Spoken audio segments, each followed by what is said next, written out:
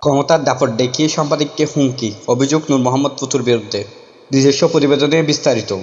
বান্দরবানের নেত্রকোনা উপজেলার বাইশারী ইউনিয়নের ৫ নং ওয়ার্ড দেশে এলাকার অবৈধ বালু উত্তোলনের অভিযোগ উঠেছে।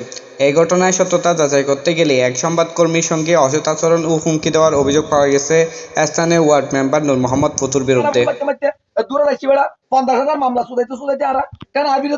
জানা যায়, উক্ত এলাকায় দীর্ঘদিন ধরে গোপনে বালু উত্তোলনের কার্যক্রম চলছে। বিষয়টি নিয়ে তথ্য সংগ্রহ করতে গেলে সংশ্লিষ্ট সাংবাদিক নূর মোহাম্মদ পুতুর কাছে এই বিষয়ে জানতে চান। এই সময় তিনি উত্তেজিত হয়ে ওঠেন এবং স্থানীয়দের সামনে সাংবাদিককে অকথ্য ভাষায় গালিগালাজ করেন বলে অভিযোগ রয়েছে। পাশাপাশি হুমকিও প্রদান করেন।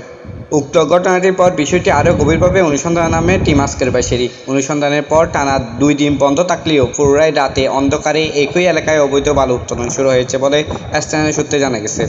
বর্তমানে নূর মোহাম্মদ পুতুল সংশ্লিষ্ট ওয়ার্ডে নির্বাচিত সদস্য হলেও অভিযোগ রয়েছে তিনি জনপ্রতিনিধিদের দায়িত্ব পালনের পরবর্তীতে দলীয় প্রভাব খাটানোর চেষ্টা করছেন।